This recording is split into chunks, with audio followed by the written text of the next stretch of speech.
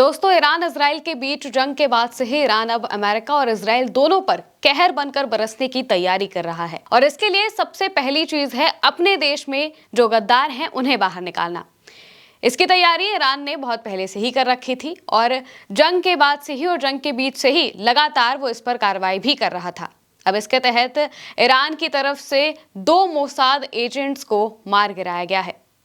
उन पर मोसाद के एजेंट्स होने का आरोप है। इसके अलावा भी करीब 50 से ज्यादा लोगों को गिरफ्तार किया गया है, जिन पर आरोप है कि वो या तो मोसाद के एजेंट्स हैं या फिर उन्होंने किसी तरह की जानकारी शेयर करने का काम किया है। ऐसे 50 से ज्यादा लोगों को ईरान ने गिरफ्तार किया है। इसको लेकर जानकारी दी गई है IRGC की कुछ फोर्स की तरफ से। कुछ फोर्स ने ईरान के बलूचिस्तान और सिस्तान के इलाके में लगातार ऑपरेशंस चलाए, दबिश दी, कार्रवाई की और इसके तहत 50 से ज्यादा लोगों को गिरफ्तार किया और 2 मोसाद के एजेंट्स को मार गिराया गया। दोस्तों, इसके पहले भी जैसे ही सीज फायर का ऐलान हुआ था, इसके बाद ही ईरान ने अपने देश में जो भी लोग हैं जो मोसाद के एजेंट्स बताए जा रहे हैं या फिर जिन पर ऐसा कोई भी आरोप है, उन सबको गिरफ्तार करने के लिए तैयारियां शुरू कर दी थी। उस वक्त भी करीब 700 के ज्यादा लोगों को गिरफ्तार किया गया था और अब एक बार फिर 50 से ज्यादा लोगों को गिरफ्तार किया गया है, जिन पर मोसाद के एजेंट्स होने या फिर मोसाद के साथ संवेदनशील जानकारी शेयर करने का आरोप है।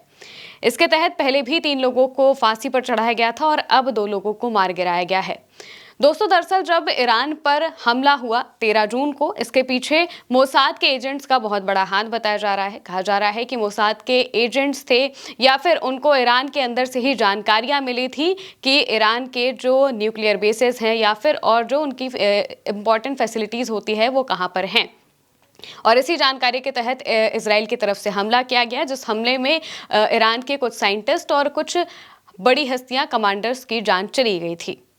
और इसी के लिए अब ईरान अपनी तरफ से पूरे काम कर रहा है, दबिश दे रहा है और उन लोगों को चुन चुन कर बाहर निकाल रहा है जिसने भी ईरान के साथ गद्दारी करने की कोशिश की है। दोस्तों, अमेरिका की तरफ से भी जब न्यूक्लियर बेसिस पर हमला किया गया था तो उसके पीछे भी मोसाद के एजेंट्स का हाथ बताया जा रहा है। कहा जा रहा है कि उनकी तरफ से जानकारियां साझा की गई थी और ये बात छिपी नहीं है कि ईरान में मोसाद के कई एजेंट्स हैं जो पहले भी ईरान पर काफी बार हमले कर चुके हैं। उनके न्यूक्लियर प्रोग्राम को, एक बार तो ईरान के न्यूक्लियर प्रोग्राम को बाहर लाने का भी काम मोसाद के एजेंट्स ने किया था और इस वजह से ईरान में मोसाद के एजेंट्स की काफ़ी अच्छी पैठ है। वहाँ पर जो उसके कई जासूस हैं वो वहाँ पर मौजूद हैं, जो कि कई बार ईरान के लिए खतरा साबित हो जाते हैं। और इसी को देखते हुए ईरान ने जंग के बाद सबसे पहले इन सब चीज़ों पर काम करना शुरू किया है, क्योंकि अब कहा जा रहा है कि ईरान अपना न्यूक्लियर प्रोग्राम अगले 4 से 5 महीनों में शुरू कर सकता है। और इसके लिए सबसे पहली चीज़ है कि ईरान मोसाद के एजेंट्स से दूर रहे और उन्हें अपने देश से भगाए या फिर उन्हें अपने देश से एलिमिनेट कर दे। सबसे बड़ी चीज़ ईरान के लिए ये ज़रूरी है और यही काम ईरान सबसे पहले कर रहा है।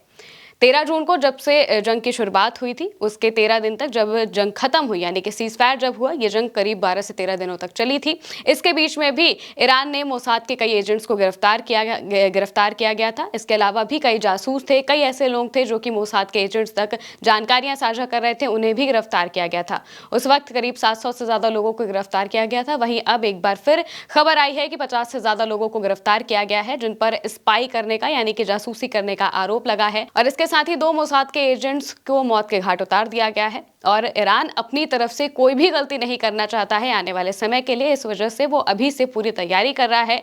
ईरान की जो खामियां रही हैं इस जंग में, उसको लेकर वो काफी सतर्क हो रहा है। न्यूक्लियर बेसिस को भी वापस से शुरू करने का काम हो चुका है, यानी कि जिन न्यूक्लियर बेसिस पर अमेरिका ने B-2 बॉम्बर से हमला किया था, 13,000 किलो बम गिराए थे, वहां पर अब फिर से काम शुरू हो गया है। उन सुरंगों को वापस से सही करने का काम किया जा रहा है। पता किया जा रहा है कितना नुकसान हुआ है, कितना नहीं हुआ है। वहीं दूसरी तरफ ईरान का जो न्यूक्लियर प्रोग्राम है वो कहा जा रहा है कि अगले 3 से 4 महीने में शुरू हो सकता है। यानी कि ईरान के पास जो यूरेनियम था वो अभी तक पता नहीं चल पाया है कि कहाँ है। ईरान ने किसी खुफिया जगह पर उस यूरेनियम को छिपा दिया है और इसकी बात की पुष्टि ईरान की तरफ से पहले भी की गई थी। कहा गया था कि हमले से पहले ही हमने अपना जो भी यूरेनियम था और जो भी न्यूक्लियर फैसिलिटीज थी उन्हें वहां से हटा लिया था और अब उस यूरेनियम का इस्तेमाल अगले 4 से 5 महीनों में किया जा सकता है। कहा जा रहा है कि इसका इस्तेमाल अब न्यूक्लियर हथियार बनाने में ईरान करेगा।